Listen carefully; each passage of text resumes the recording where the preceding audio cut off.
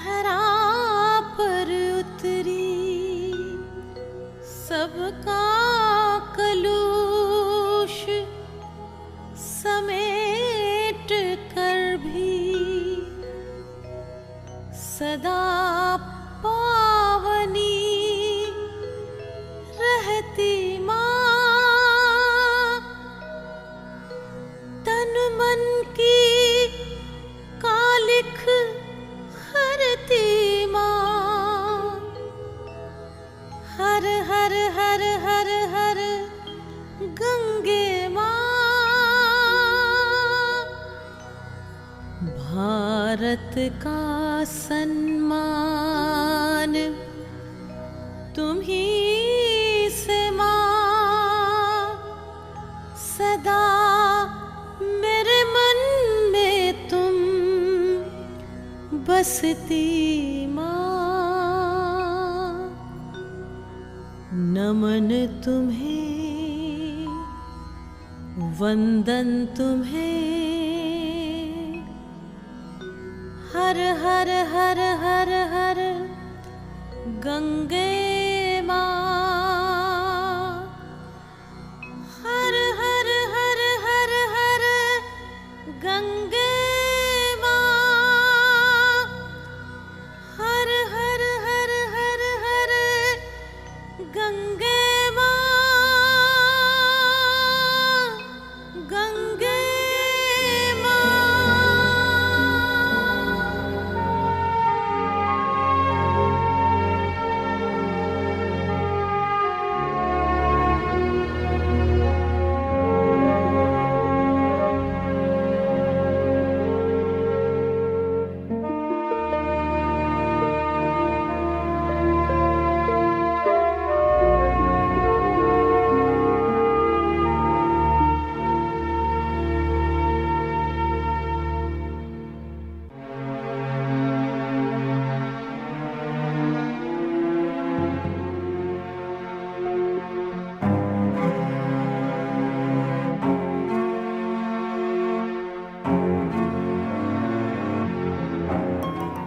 হিমালয়ের গঙ্গোত্রী হিমবাহের গোমুখ থেকে গঙ্গাসাগর। গঙ্গা নদীর দীর্ঘ 2510 কিলোমিটার যাত্রাপথে রয়েছে অসংখ্য জনপদ, যেখানে বেঁচে থাকার পুরোটাই গঙ্গা ঘিরে।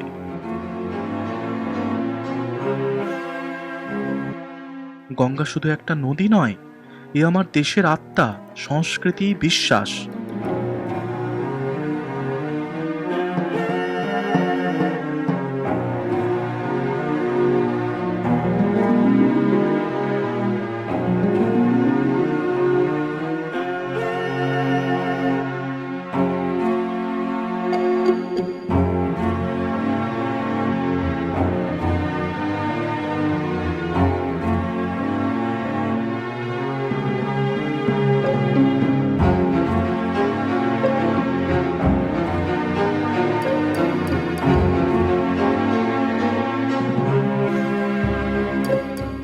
আদিকাল থেকেই কাব্যে পুরাণে গঙ্গা নদীর ব্যাখ্যা করা হয়েছে নানানভাবে।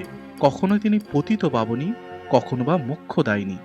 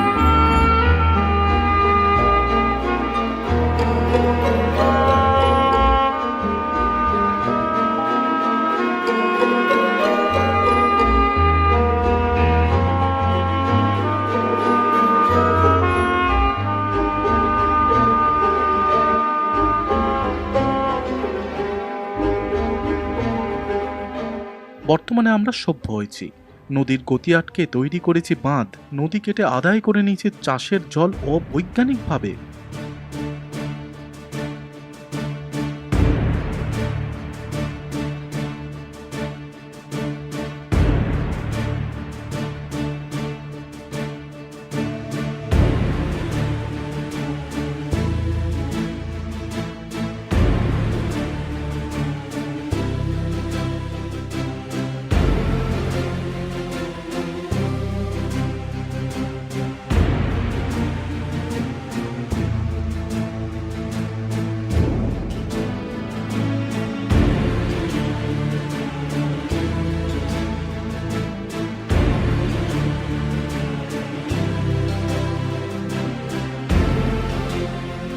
বর্তমানে পতিতপাবনী গঙ্গা বিশ্বের প্রথম সারির দূষিত নদীগুলির অন্যতম। ত্রিলোকের পাপ নিজ শরীরে ধারণ করতে করতে গঙ্গা আজ মৃত প্রায়।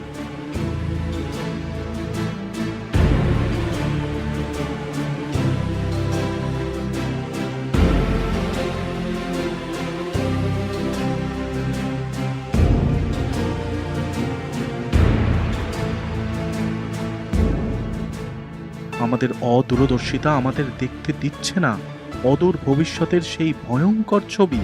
আমরা বুঝতে পারছি না গঙ্গা না বাঁচলে বাঁচব না আমরাও।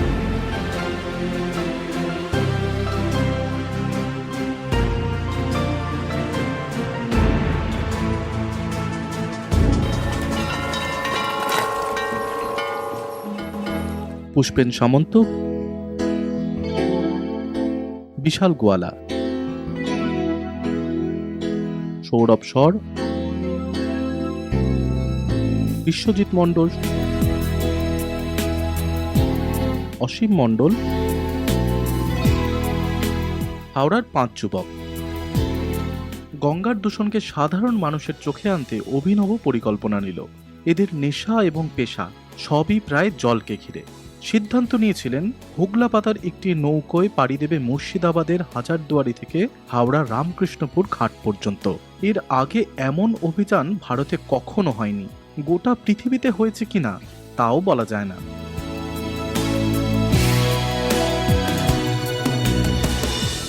ঝোপের মতো দেখতে ছোট্ট আকারের গুল্ম জাতীয় গাছ হোগলা। সুন্দরবনের নদী নালার কিনারা বরাবর প্রচুর পরিমাণে জন্মায় হোগলা। দেখতে অন্যান্য সাধারণ ঘাসের মতো, এর উচ্চতা হয় 2 থেকে 5 মিটার পর্যন্ত।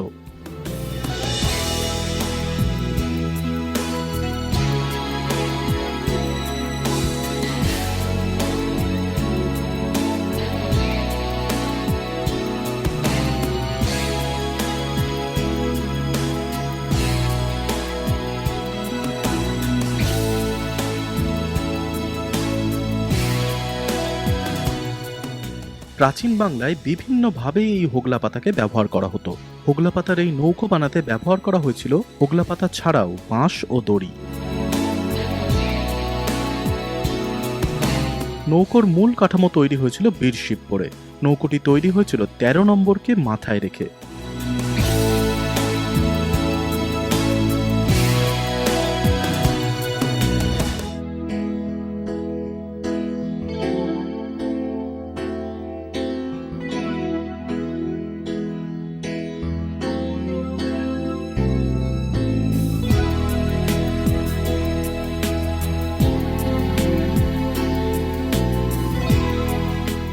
ব্যবহার করা হয়েছিল 13টি বাঁশ, 13 বোঝা হোগলা পাতা, 13 কিলো দড়ি।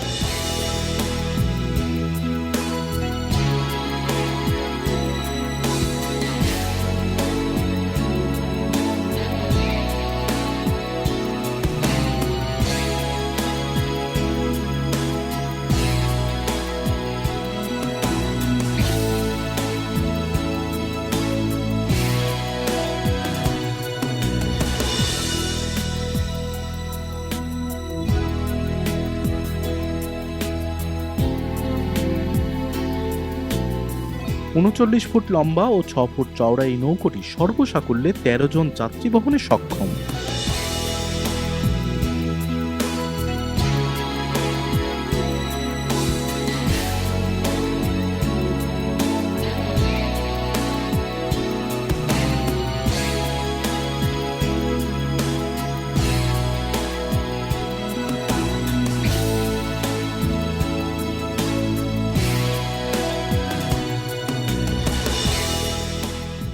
2017 সালের অক্টোবর মাস।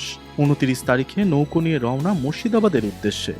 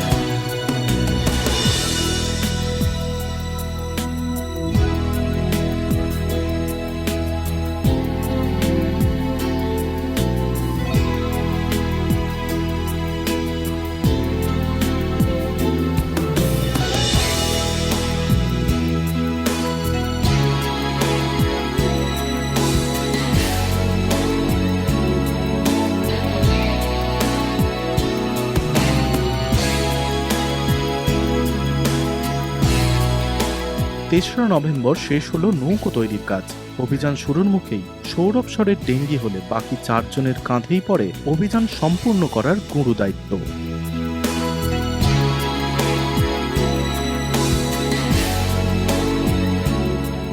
এসবের মধ্যে নৌকোর নামকরণও সেরে ফেলা গেল গঙ্গা।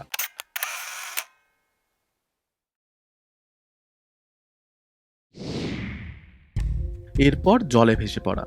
4 তারিখ সকাল 10:40-এ যাত্রা শুরুর সময় উপস্থিত ছিলেন মুর্শিদাবাদের ছোট নবাব সৈয়দ রেজা আলী মির্জা। এছাড়াও তাদের উৎসাহ দেওয়ার জন্য ছিলেন মুর্শিদাবাদের কংগ্রেস নেতা ও বিশিষ্ট সমাজসেবী শুভ্রজ্যোতি দাস সহ অনেকে।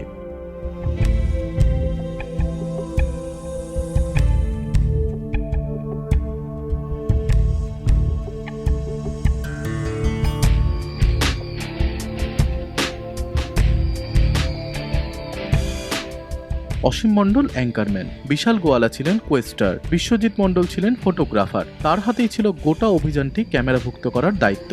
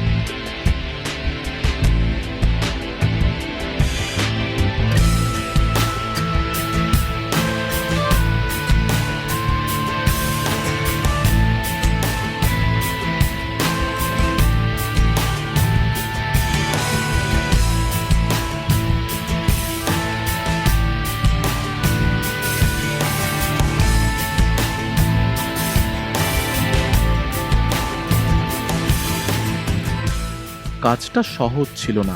নদীর ঢেউতে নৌকো প্রতিটি মুহূর্তে দুলছে, সূর্যের পজিশন ঠিক রাখা যাচ্ছিল না, ফলে গোটা অভিযানের ছবি গুণগত মানে উৎকৃষ্ট এমনটা বলা যাবে না।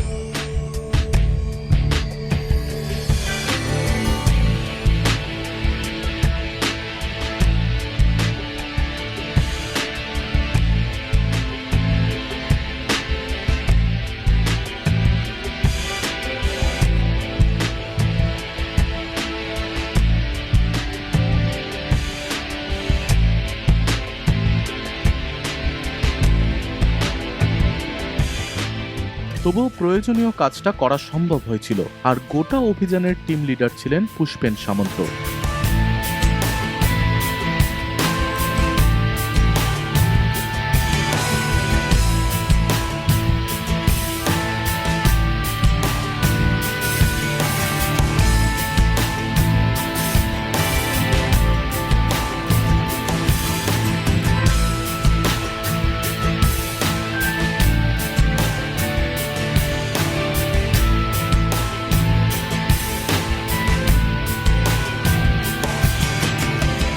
মুর্শিদাবাদ থেকে রওনা দেওয়ার প্রথম রাত ঘুমোতে পারেনি ওরা কেউ। কেমন যেন এক রূপকথার আমেজ।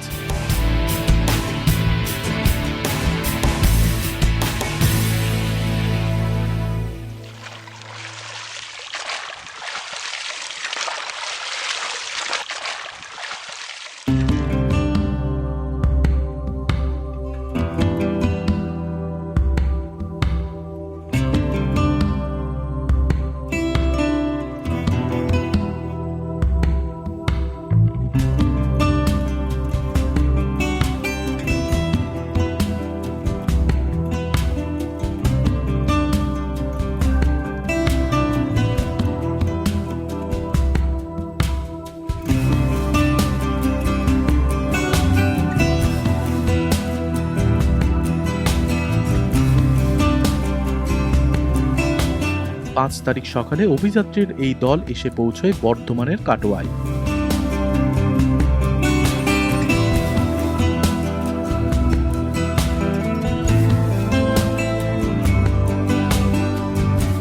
কিছুক্ষণ বিশ্রাম, তারপর আবার ভেসে পড়া।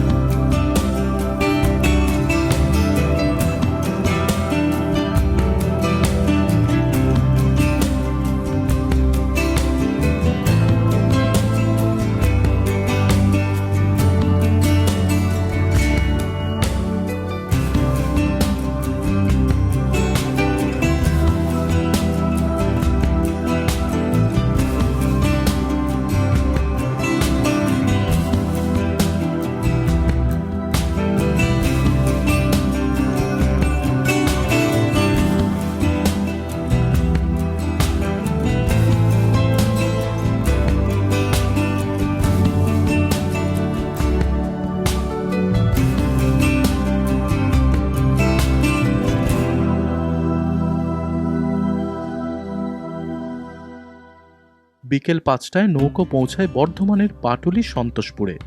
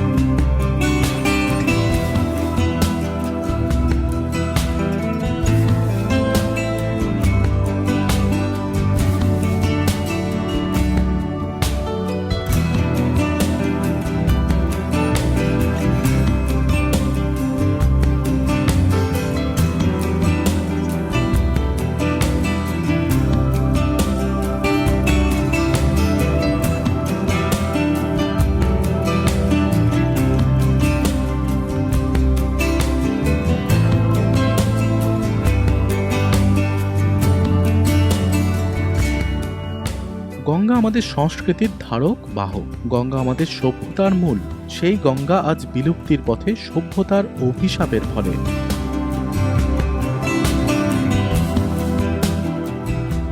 জেওয়াইএস এর এই 4 অভিযাত্রী মুর্শিদাবাদ থেকে কলকাতা যাত্রাপথের 169টি ঘাটে বিলি করেছিলেন গঙ্গা দূষণ প্রতিরোধে আমাদের ভূমিকা নিয়ে তৈরি করা হ্যান্ডবিল। কেমন ছিল 7 দিনের এই যাত্রাপথ?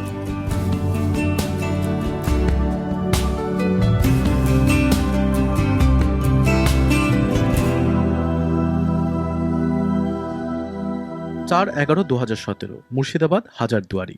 5/11/2017 বর্ধমানের কাটোয়া। 5/11/2017 বর্ধমানের সন্তোষপুর। 6/11/2017 মায়াপুর। 7/11/2017 সবুজদ্বীপ। 8/11/2017 বলাগড়। 9/11/2017 ত্রিবেণী। 10/11/2017 চন্দননগর। 10/11/2017 রিষড়া। 11/11/2017 হাওড়া রামকৃষ্ণপুর ঘাট।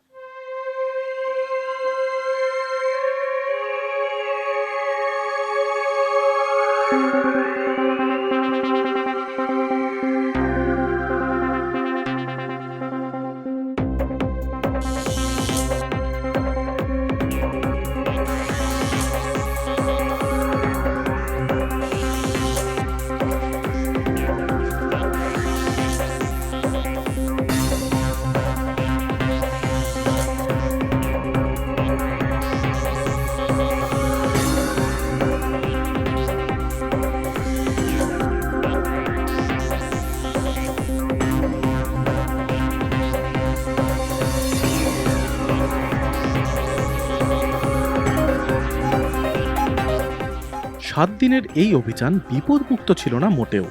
নদীর চড়ায় ঘা খেয়ে নৌকো ভেঙে যাওয়ার ভয়, হঠাৎ করে শরীর খারাপ হয়ে অভিযান বানচাল হয়ে যাবার ভয়।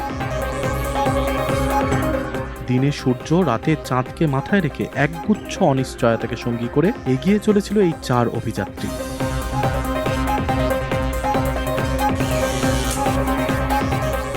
কখনো রাতের গঙ্গা মহাবিষ্ট করে তুলেছিল, কখনো বা গঙ্গায় ভেসে যাওয়ার আবর্জনা কিংবা জীবজন্তুর পচা গলা মৃতদেহ মনকে ভারী করে দিয়েছিল।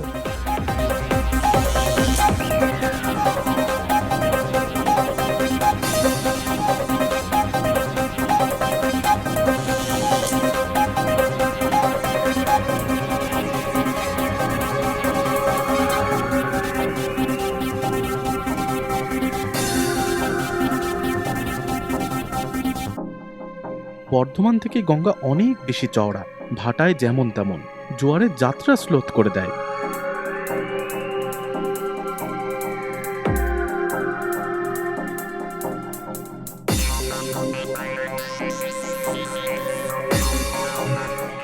তারই মধ্যে চোয়াল শক্ত করে তারা চালিয়ে গিয়েছিল তাদের জেতার লড়াই।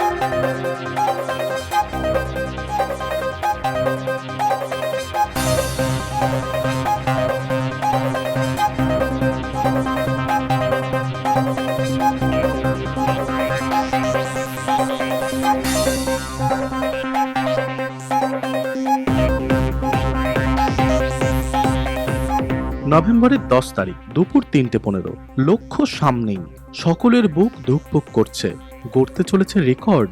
ভারতে তো বটেই, পৃথিবীতে আগে এরকম অভিযান কেউ সম্পূর্ণ করতে পেরেছে কিনা সন্দেহ। কিন্তু আবার বাদ সাধল প্রকৃতি, জোয়ারের জন্য এগোনো গেল না নৌকো। দীর্ঘ 7 দিনের যাত্রাপথে ঢেউয়ের সঙ্গে লড়াই করতে করতে ক্ষতি হয়েছে নৌকোটিরও। তবে কি তীরে এসে তড়ি ডুবল? তবে কি অভিযান শেষ করতে হবে এখনই?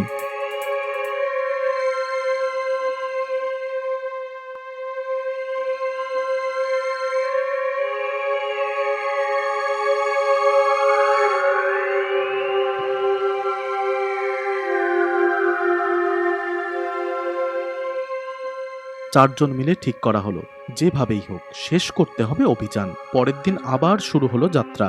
ধীরে ধীরে লক্ষ্যে পৌঁছানোর নেশায় সকলে বুঁদ হয়ে উঠল।